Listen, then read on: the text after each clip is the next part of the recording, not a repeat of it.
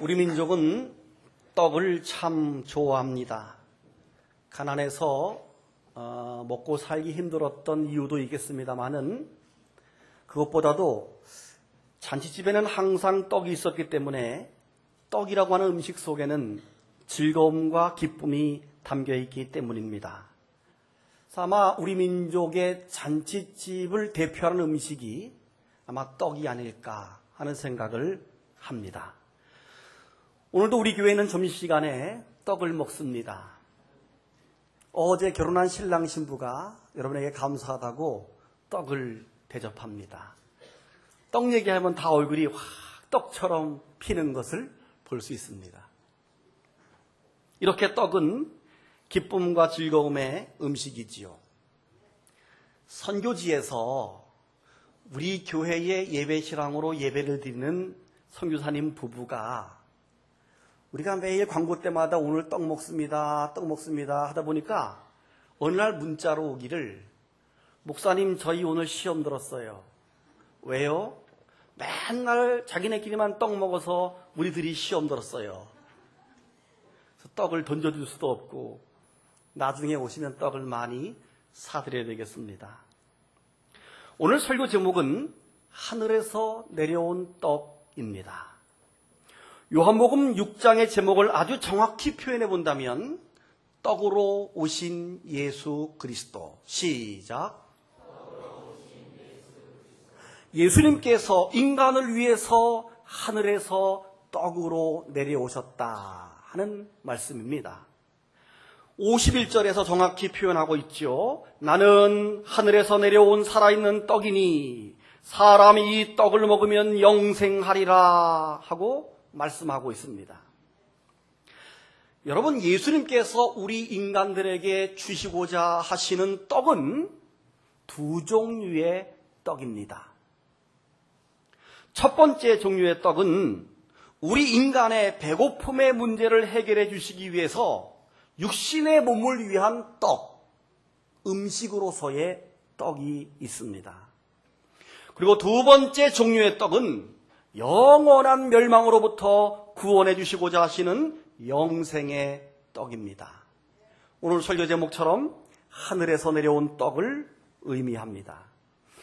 우리 인생들은 누구나 다 이 두 가지 떡을 다 얻어 먹어야 합니다. 할렐루야.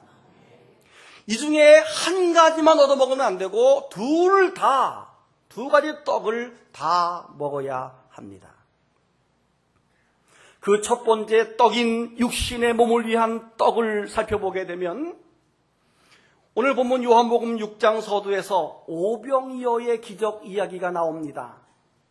배고픈 사람들에게 보리떡 5개와 물고기 2마리로 5,000명을 먹이고 다 거둔 남은 조각이 12바구니에 넘치는 놀라운 기적. 예수님의 말씀을 듣다가 날이 저물었고 지극히 자연적이고 생리적 현상으로 배가 고팠습니다. 물론 각자 집으로 돌아가서 저녁을 먹는 것이 당연한 일이지요. 그렇다고 그 사람들이 예수님, 오늘 괜히 예수님 때문에 말씀 듣다가 배가 고프니까 빵 내놓으세요, 떡 내놓으세요, 저녁 해결하세요 라고 말하지 않았습니다.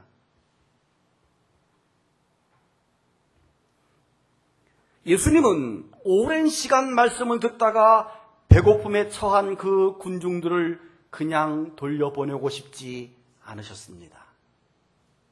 그리고 막상 집에 돌아간들 뭐 그리 집에 먹을 것이 넉넉지 않은 그런 시대였기 때문에 뻔한 일입니다.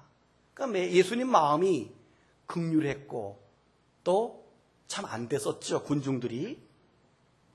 예수님은 그들에게 무언가 해주고 싶었던 것입니다. 그래서 예수님은 오병이어 기적을 통해서 그 많은 군중들의 배고픔의 문제를 해결해 주신 것입니다. 사랑하는 성도 여러분, 예수님은 우리 인간들의 배고픔의 문제를 안타깝게 여기시는 분이십니다. 그 배고픔의 문제를 해결해 주시고 싶은 분, 그래서 오병이어의 기적으로 그 배고픔을 해결해 주셨습니다. 특히 예수님의 말씀을 듣다가 날이 저물어 배가 고픈 사람들, 예수님과 함께 오후 내내 긴 시간을, 아니 하루 종일 1년지도 모르겠죠. 하루 종일 긴 시간을 함께 있었던 그 사람들에게는 주님이 뭔가 해주고 싶은 그런 마음이 들었던 것입니다. 이스라엘 백성들이 광야 생활할 때도 마찬가지였죠. 하나님은 광야에 있는 백성들에게 40년 동안 하늘에서 만나가 내려지는 기적을 베풀어 주셨습니다. 그들이 또 고기가 먹고 싶다고 하니까 하나님께서 메추라기 떼를 보내셔서 그들을 먹이시는 것을 보고, 또 그들을 길쌈도 하지 않도록 그들의 옷을 입혀주셔서 40년 동안 옷과 신발이 떨어지지 않는 놀라운 기적을 그들에게 베풀어 주셨습니다. 분명 하나님은 우리 인간이 배고픔에 처하는 것을 원하지 않는 분임을 우리가 알 수 있습니다. 저는 이 말씀을 준비하면서 그런 생각과 기도를 해보았습니다. 오 하나님, 저희 교우들 가운데 정말 주님의 은혜 안에 살기 원하는 사람들, 바쁘고 힘든 시간과 삶의 여건을 쪼개어서 예배하고 봉사하고 충성하는 그 성도들에게 우리 주님께서 오병이어 같은 풍성한 기적을 내려주시옵소서. 그리고 먹고도 남은 조각이 12바구니에 넘쳤던 것처럼 언제나 풍성함이 넘치는 그런 가정이 되게 하소서. 요즘 우리가 사는 시대를 풍요 속의 빈곤이다 이렇게 말하기도 합니다. 그 말이 딱 맞는 것 같아요. 굉장히 풍요로운 시대, 과학이 발달되어서 놀랍게 발전된 시대에 살지만 우리 각자의 삶들은 얼마나 힘든지 모릅니다. 장사하기도 힘들고, 직장 다니기도 힘들고, 직장 구하기도 힘들고, 참 어려운 시대, 빈곤한 시대를 살아갑니다. 마치 오병이어의 기적이 있었던 그때가 바로 그런 때 아니겠습니까? 장소는 빈들이요, 시간은 하루해가 저물어가 버린 저녁이요, 먹을 것은 아무것도 없는 광야, 빈곤입니다. 그러나 그런 부족함의 상황이지만 그들이 주님과 함께 있었기 때문에, 그들이 주님의 말씀을 듣고 있었기 때문에, 그들이 말씀 안에 있었기 때문에 그런 놀라운 기적을 체험하게 된 줄로 믿으시기를 바랍니다. 그것처럼 우리 그리스도인들의 삶의 문제가 어렵고 힘들수록, 빈곤할수록, 고통스러울수록 주님 안에 거하시기를 바랍니다. 오병이어의 기적이 주는 교훈이 여러 가지가 있습니다만 그 중에 하나가, 너희가 나와 함께 있기만 하면, 너희가 나 말씀 안에 거하기만 하면 내가 오병이어 같은 기적으로 너희를 먹이는 떡이 되리라. 이것이 오병이어의 기적의 교훈 중에 하나입니다. 사랑하는 음파교회 성도 여러분, 우리가 얼마나 살기 어렵습니까? 그래서 우리는 주님과 동행해야 합니다. 우리의 삶이 얼마나 바쁘고 고단합니까? 그래서 주님 안에 있어야 합니다. 우리가 여러 가지 방법으로 위로를 받으려고 해보지만 세상 그 어느 곳에 가도 우리를 위로해 줄 곳은 없습니다. 정말 우리가 힘들수록 주님 안에 있어야 오병이어의 기적을 체험한다는 사실을 믿으시기를 바랍니다. 사랑하는 성도 여러분, 떡으로 오신 예수님께서 우리에게 주시는 두 번째 떡이 있습니다. 첫 번째 떡은 육신을 위한 떡, 오병이어였다고 한다면 두 번째 떡은 어떤 떡입니까? 그 떡은 생명의 떡입니다. 하늘에서 내려온 신령한 떡입니다. 예수님은 이 생명의 떡을 우리에게 주시기 위해서 하나님이신 당신이 인간의 몸을 입고 이 땅에 오셨는데, 잘 들으세요. 하나님이신 예수님이 인간의 몸을 입고 이 땅에 오셨는데 그 오신 장소가 유대 베들레헴입니다.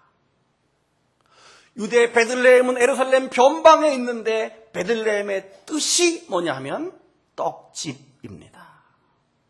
아멘.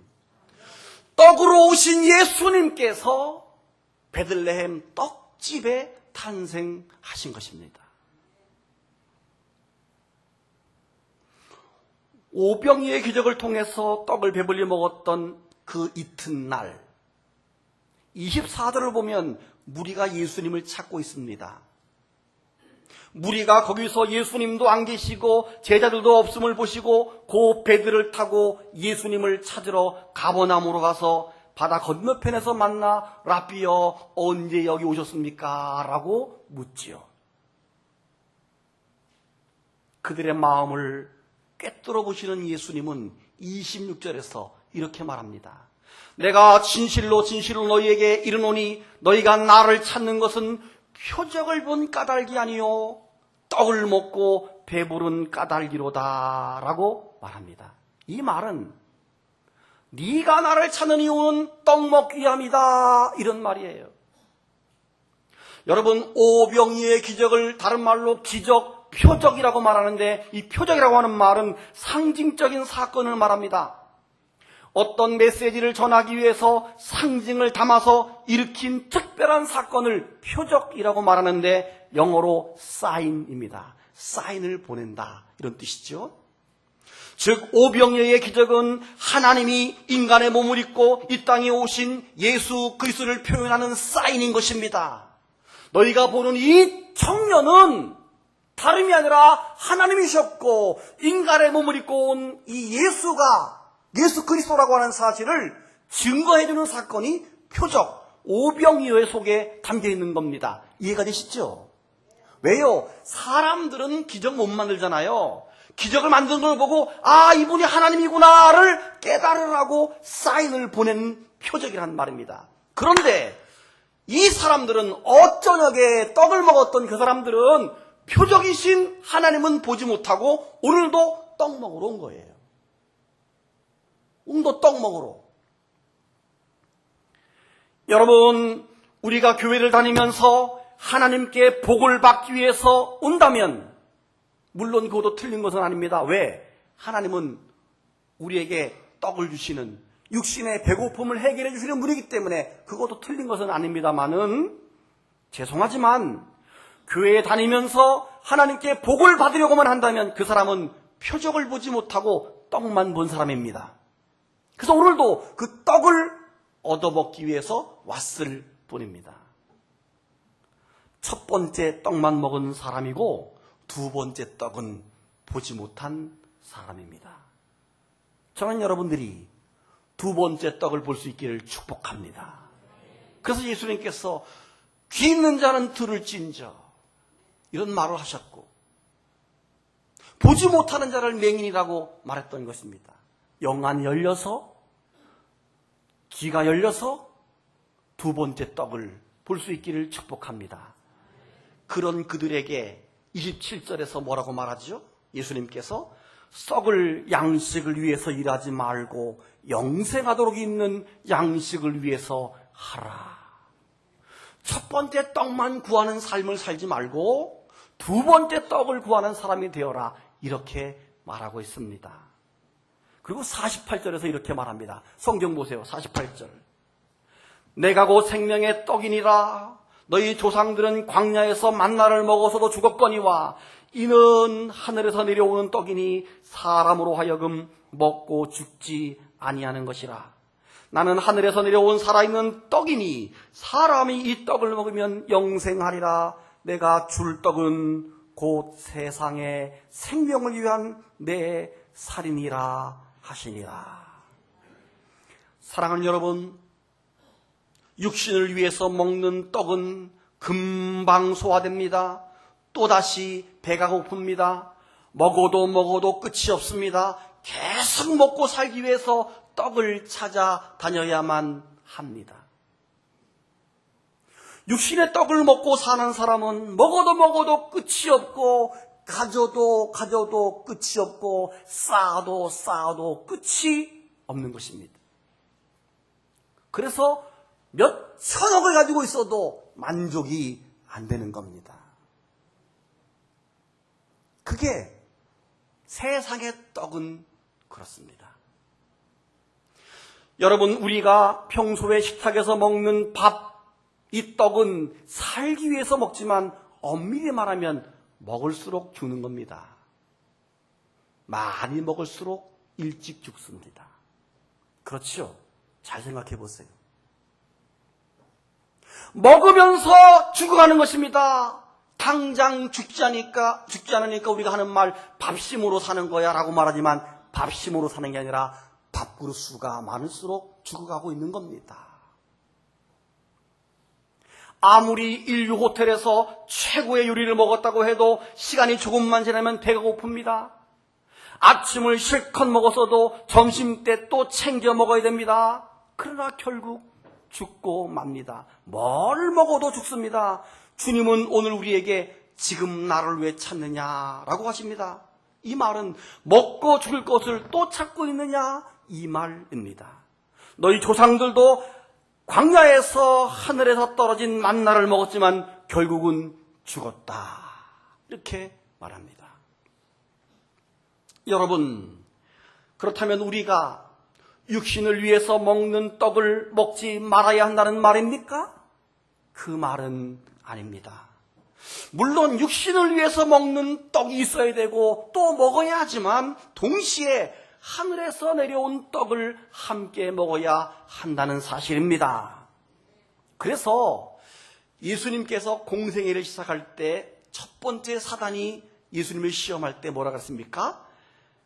돌이 떡이 되게 하라라고 시험을 하자 예수님께서 하신 말씀, 사람이 떡으로만 살 것이 아니요 그랬어요. 잘 들어보세요. 사람이 떡으로만 살 것이 아니요라고 하는 말은 사람이 떡도 먹지만 이런 뜻이에요. 그렇죠? 사람이 떡으로만 살 것이 아니요 떡도 먹지만 중요한 것은 하나님의 입에서 나오는 말씀으로 살 것이라. 아멘. 이 말은 사람은 떡으로도 살아야 되고 육신의 양식을 먹어야 되기도 하고 동시에 영의 양식인 하나님 말씀을 동시에 먹어야 한다 이런 말입니다.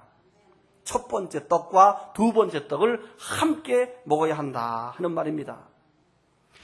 여기서 말씀이라고 하는 말은 성경 말씀 자체를 의미하기도 하지만 예수 그리스도를 의미합니다. 그래서 기억나시나요? 요한복음 1장 1절에서 태초에 말씀이 하나님과 함께 계셨다 그랬고 그 말씀이 육신이 되어 우리 가운데 거하심에 우리가 그의 영광을 보니 아버지의 독생자의 영광이요 그랬죠. 그러니까 그때 오신 예수, 말씀이 육신의 몸을 입고 오신 분이 예수님, 즉 예수님은 말씀이다 이 말입니다. 그래서 오늘 본문 53절을 보세요. 53절로 58절을 저와 같이 교독으로 볼 것입니다. 제가 먼저 읽습니다. 예수께서 이르시되 내가 진실로 너희에게 이르노니 인자의 살을 먹지 아니하고 인자의 피를 마시지 아니하면 너희 속에 생명이 없느니라.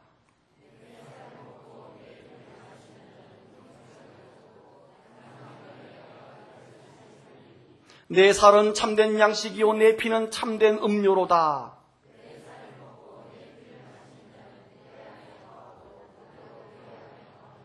살아계신 아버지께서 나를 보내심에 내가 아버지로 말미암아 사는 것 같이 나를 먹는 그 사람도 나로 말미암아 살리라.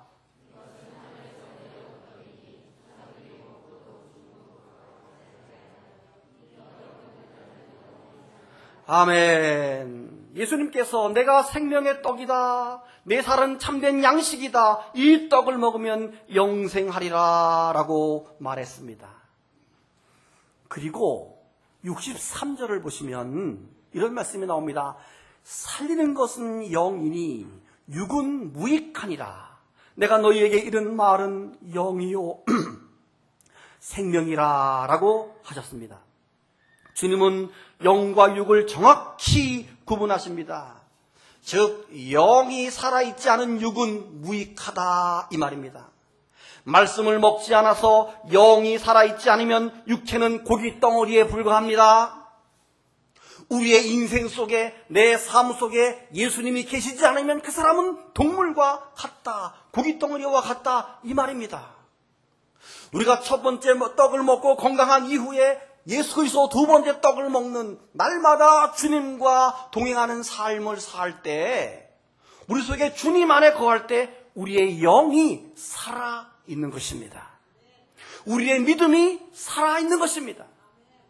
죄송하지만 첫 번째 떡만 먹는 사람은 그 영이 죽은 것입니다. 그리고 조금 먹어서 죽을랑 말랑, 믿음이 죽을랑 말랑 허약한 상태일지도 모릅니다. 아이들이 이런 말 합니다. 애들이 오늘은 이상하게 라면이 땡기네. 이 땡긴다는 말 굉장히 좋은 말이에요. 이 말이 무슨 말인가 하면 먹고 싶다는 말이고 몸이 그걸 요구한다 이런 말이에요. 음식이 땡긴다는 말은 식욕이죠. 땡긴다는 말입니다. 여러분 영적 세계도 마찬가지입니다. 늘 예수 그리스도의 살과 피를 마셔야 합니다. 예수님의 생명이 우리 안에 있어야 됩니다. 그래서 기도가 하고 싶은 영적인 음식이 땡겨야 합니다. 기도가 땡기시면 아멘. 찬송 부르고 싶은 찬송의 욕구가 땡겨야 합니다. 하나님의 영의 양식인 밥은 그렇게 먹고 싶어 하면서도 하나님의 영의 양식은 그렇게 먹기를 싫어하니 이 어찌 일입니까? 어제도 뷔페 가봤더니 막 3번은 기본이고 4번, 5번 우와 우리 무지 먹어 진짜. 거기에 비해서 말씀은 정말 죽지 않을 만큼 주일날 한 번 먹는 사람도 있어. 오늘 주일날 한 번 오늘 와서 말씀 듣고 월화수 먹으면서 땡치는 사람들은 죽지 못해서 하는 거예요. 여러분 기도가 땡기고 말씀이 땡기고 찬송이 땡겨서 내 속에 주님의 은혜가 거할 수 있기를 주님의 이름으로 축복합니다. 초대 교부 중에 한 사람이었던 안디옥의 감독 이그나시우스라고 하는 감독이 소아시아와 로마에 보내는 편지 속에 이런 글귀가 있습니다. 여러분들은 오직 크리스찬의 음식을 사용하십시오. 다른 음식물을 삼가하십시오. 나는 썩어질 음식이나 이 세상의 진미들을 즐기지 않습니다. 내가 원하는 음식은 하나님의 양식, 곧 다윗의 줄기에서 나신 그리스도의 살이요. 내가 원하는 오직 한 가지의 음료는 영원한 사랑의 향연 그의 피입니다. 할렐루야. 어제 고등학교 동창 친구가 전화를 했습니다. 한 3년 전에 우리 교회 잠깐 들렸을 때 너 교회 다니냐? 그랬더니 우리 집사람하고 애는 딸내미는 다니는데 난 안 다녀. 별로 다니고 싶지 않아. 교회 가라. 이번에 가면 아내가 가자면 따라가라. 그리고 이제 보내고 대전 사는데 3년 만에 어제 전화가 왔어요. 도훈아 뭐 어쩌고. 얘네 기현인데 기현아 잘 있었냐? 요즘은 어떠냐? 교회 다니냐? 그랬더니 나 요새 교회 다녀. 그래요. 얼마나 됐어? 이제 세례 받으려고 그래. 그런데 이제 목사님 말씀이 재미있어. 그리고 교회 생활이 얼마나 재미있는지 몰라. 그래서 이제 그 친구의 말과 언어와 가치관이 달라졌더라고요. 쓰는 용어가 다르고 또 교회에서 올 1월 달인가 10월 달에 우즈벡으로 선교를 가는데 자기도 가자 그래서 지금 갈까 생각 중이에요. 가치관이 바뀌어졌어요. 3년 전에는 첫 번째 떡만 먹던 친구라서 답답하더라고. 말도 안 통하고. 우리 목사들은요, 첫 번째 떡밖에 모르는 사람하고는 대화가 안 통해 답답해요. 적어도 두 번째 떡을 먹는 사람과 이게 영적으로 통하니까 대화가 되거든요. 3년 전에는 아유 답답하더라고. 그래서 기현아 교회 가라. 좋은 말 할 때 가라. 이러고 이제 보내는데 이번엔 통화하는데 너무 기뻐. 참 기특하고 마음이 즐거웠습니다. 여러분, 누에가 뽕잎을 먹는 모습을 본 적이 있습니까? 쉬지 않고 뽕잎을 갉아먹는 모습의 누에를 보노라면 마치 인간이 먹고 살기 위해서 몸부림치며 살아가는 인간의 모습과 똑같다. 그런 생각을 해봅니다. 그러나 시간이 흘러 누에가 자기 집인 고치를 짓고 한동안 머물다가 그 고치에서 나와서 날개를 달고 나비가 되어 하늘을 날아가는 모습은 우리 인생이 육신의 옷을 벗고 하늘나라로 올라가는 영적 존재가 되는 것과 같은 이치라고 생각합니다. 뽕잎을 갉아먹고 있는 누에에게 제가 물어봤습니다. 누에야, 너 조금 있다가 날개 달고 하늘 올라간다. 그랬더니 누에가 이렇게 말하더라고요. 농담도 잘하셔? 이렇게. 농담도 잘하셔? 한번 물어봐요. 나중에 누에를 만나면. 도저히 자기 생각으로 이해가 안 되지. 지금 막 뽕잎 먹느라고 정신이 없는데, 지금 막 돈 버느라고 정신 없어요. 10,000원짜리 배추잎 막 갉아먹느라고. 정신 없어요.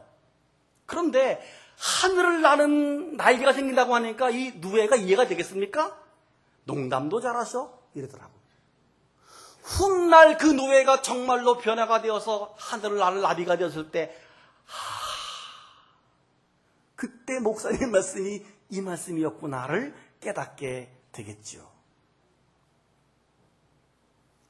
날개에 달한 누에는 못 만났어요. 마찬가지입니다. 우리 인생은 누구나 육신을 위한 떡만 먹고 사는 존재입니다.